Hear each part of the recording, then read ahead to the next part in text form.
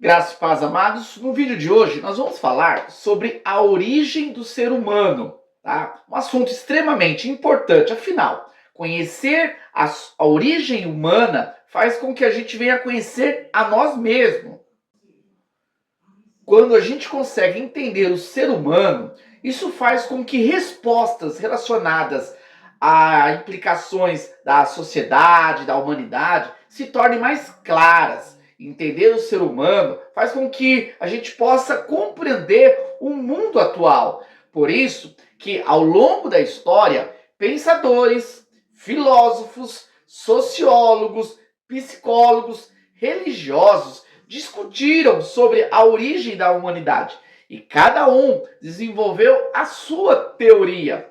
Hoje, no mundo atual, nós temos em algumas culturas, povos, as suas respostas relacionadas a isso. Portanto, é extremamente importante discutirmos sobre a origem do ser humano.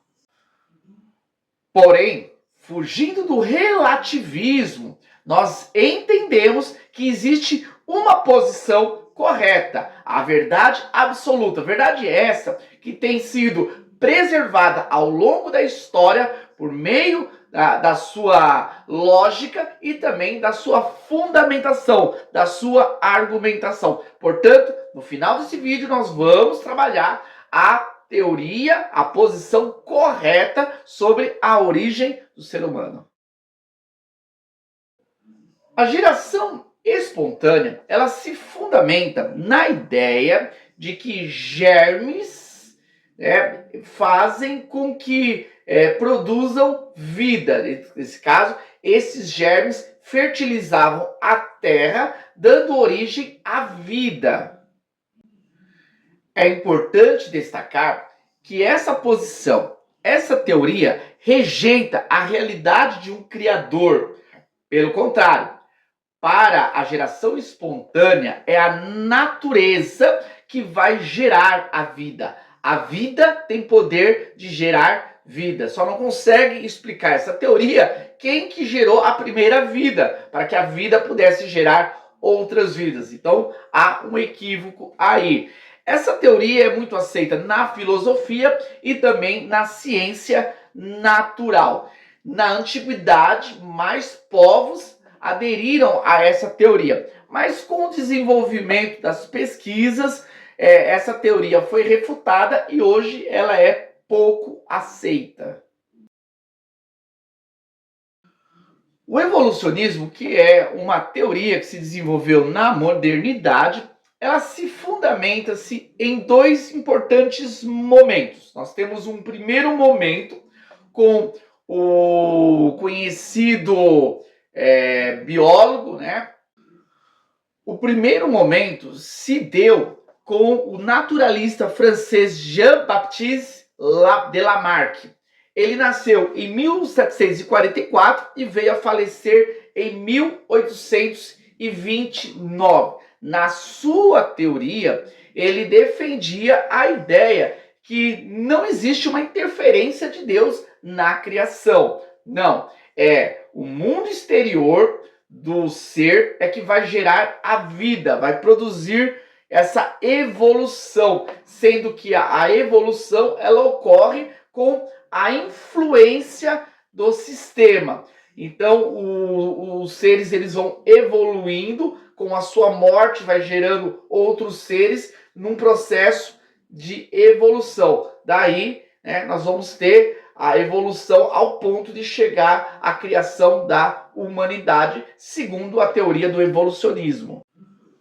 O segundo momento, a teoria do evolucionismo, se deu com o naturalista e geólogo britânico Charles Darwin, que nasceu em 1809 e veio a falecer em 1882.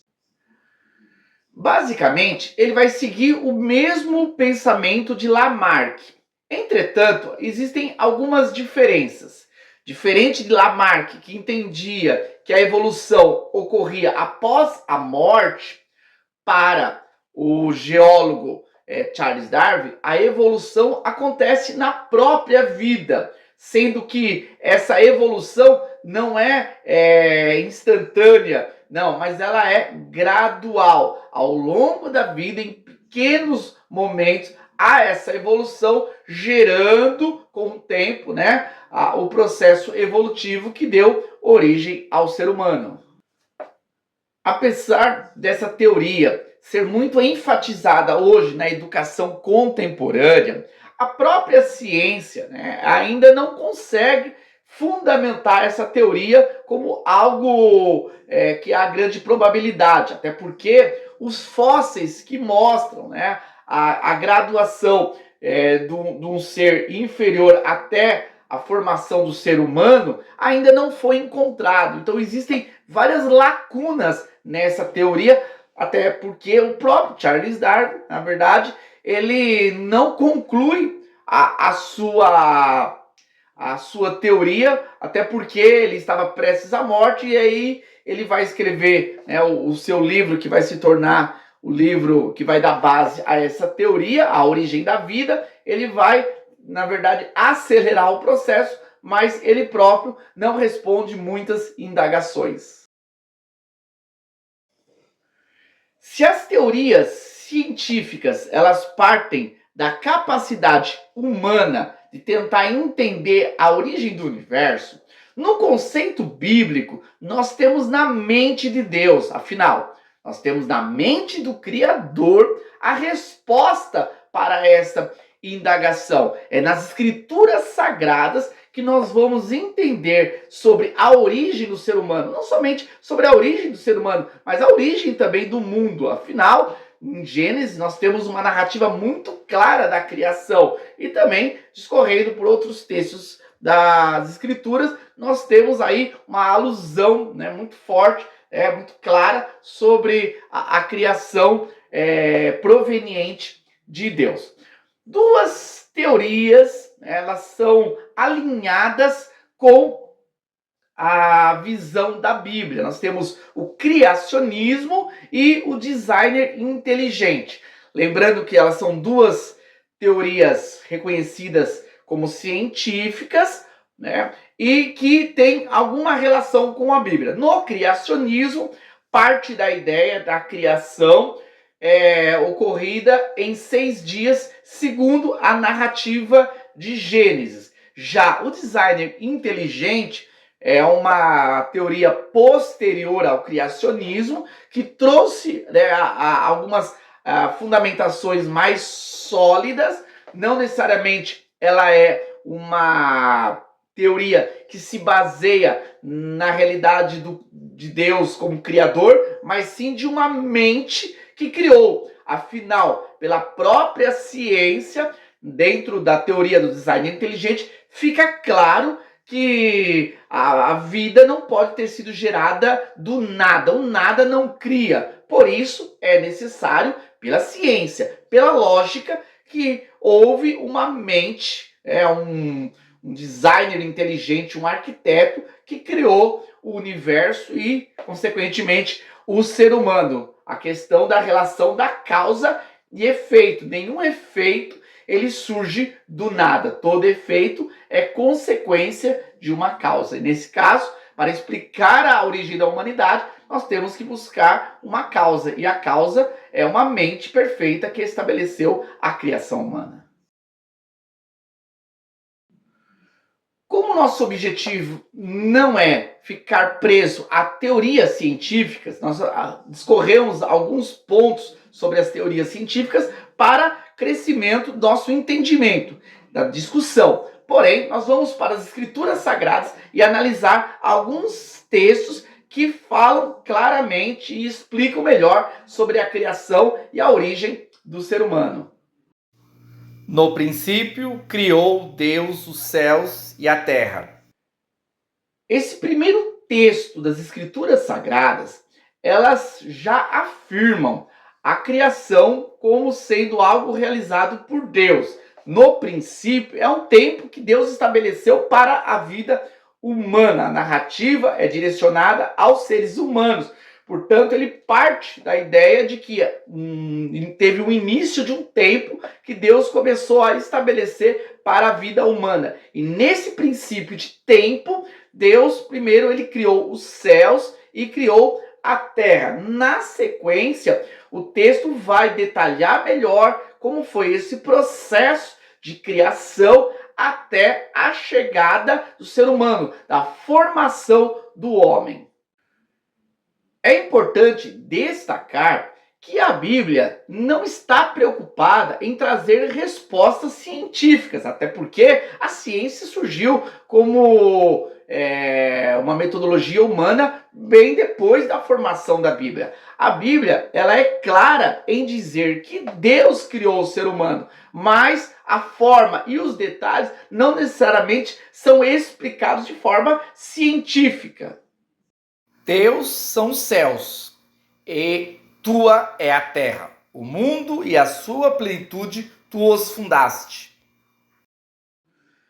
Neste salmo, nós vemos claramente a relação, né, de Deus com a criação. O salmista, ao entoar o seu cântico, ele exalta Deus como Criador. Criador por quê? Porque ele criaste, né, tanto os céus como a terra. Ele fez a terra com o seu poder e ordenou o mundo com a sua sabedoria e estendeu os céus com o seu entendimento. O profeta Jeremias também traz essa afirmação sobre a obra divina na criação.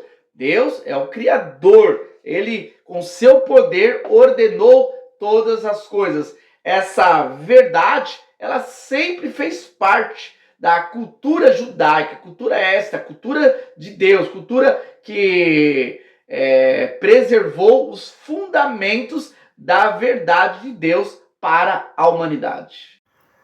E disse Deus: façamos o homem à nossa imagem, conforme a nossa semelhança, e domine sobre os peixes do mar, sobre as aves dos céus, e sobre o gado, e sobre toda a terra, e sobre todo o réptil que se move sobre a terra.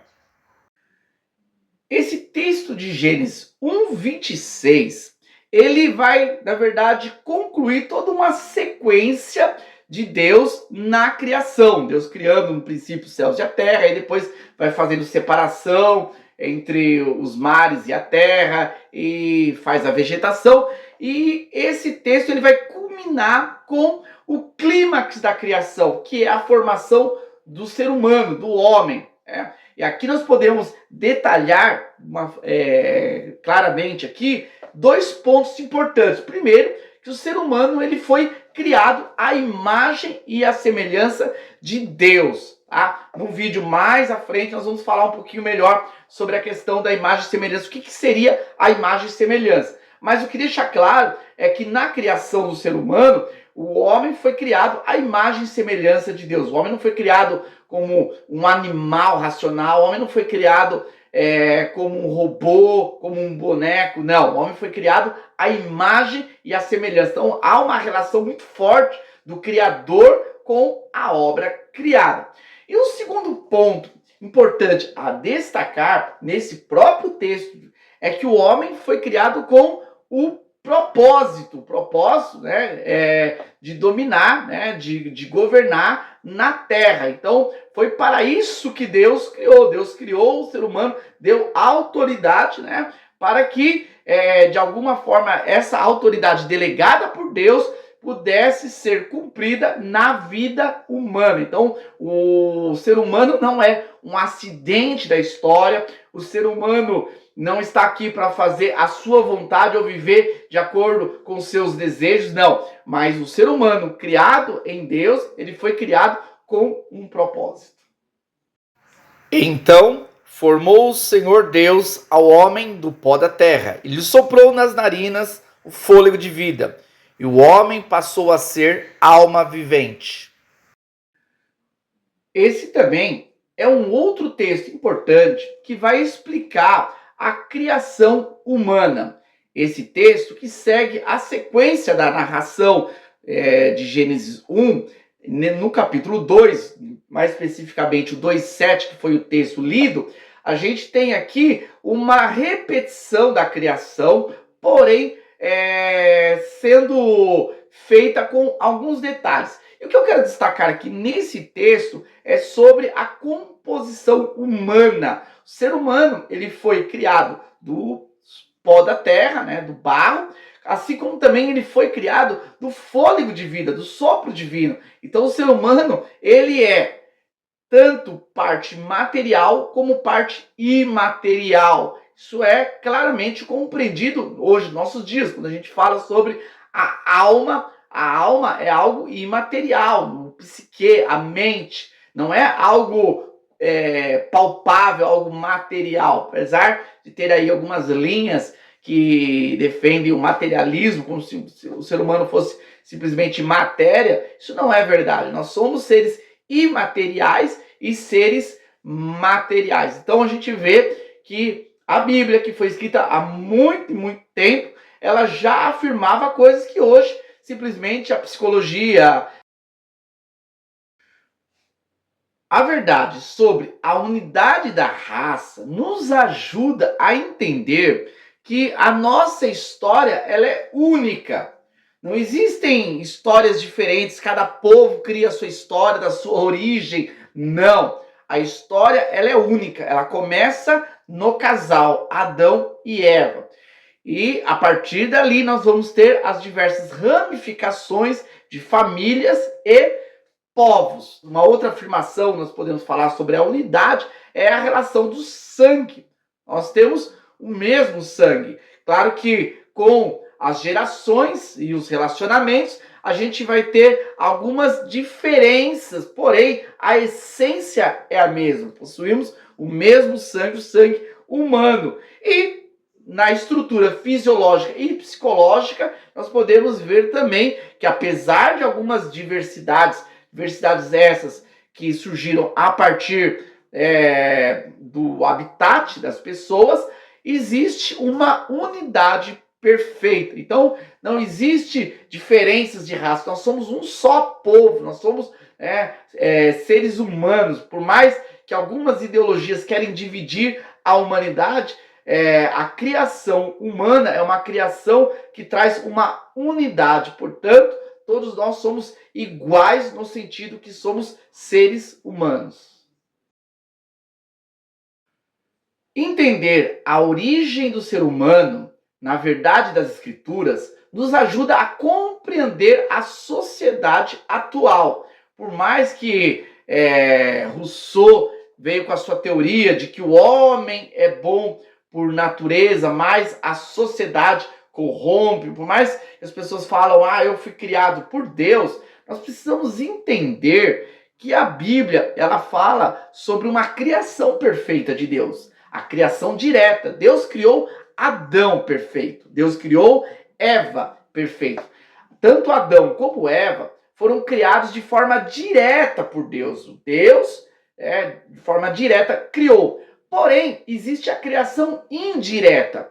De Adão e Eva, eles iriam frutificar, multiplicar e encher a terra. Então, os seres humanos que vieram depois de Adão e Eva, eles vieram de uma criação indireta de Deus. Por quê? Porque Deus criou Adão e de Adão surgiu o restante da humanidade. Então, nós como seres humanos não somos perfeitos, por mais que a sociedade tenta dizer isso para você. Nós não somos obra-prima de Deus, como até algumas igrejas evangélicas que tentam dizer que nós somos obras-primas de Deus. Isso é uma heresia. Na realidade, nós somos seres criados em Adão. Então nós viemos como consequência da criação de Adão, e lembrando que o texto de Gênesis fala sobre a queda humana. Então em Adão, o Adão caído, o Adão que contaminou-se com o pecado, ele deu origem à humanidade que temos hoje. Isso faz